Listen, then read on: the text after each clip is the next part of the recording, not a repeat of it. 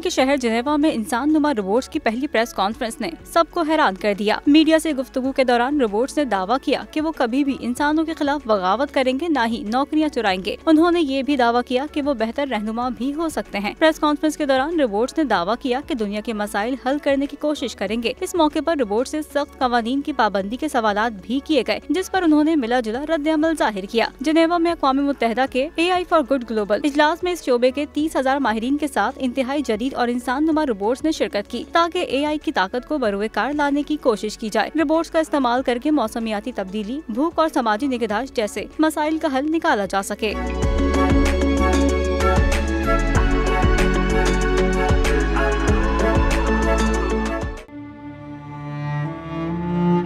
अवाम के लिए एक और मुश्किल, आटे की अदम दस्तयाबी पर अवाम परेशान।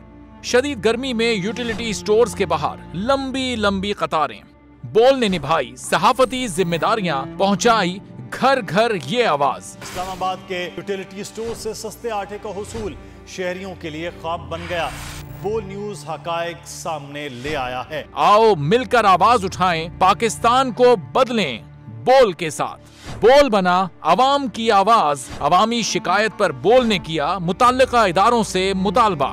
सुबह 6 बजे से आकर ये लोग आटे का इंतजार करते हैं। 7 बजे आई और नहीं मिल रहा है आटा, पैसे नहीं होते थे उधारे लेकर आती हूँ। वो कहते हैं जी 7 खजूर लाजमी लें। हमारे पास आटे के पैसे नहीं होते तो खजूर कहाँ से लें? क्योंकि बोल है पाकिस्तान का नंबर 1 न्यूज चैनल। सब्सक्राइब करें और बेल दबाएं ताकि कोई खबर रह न जाए।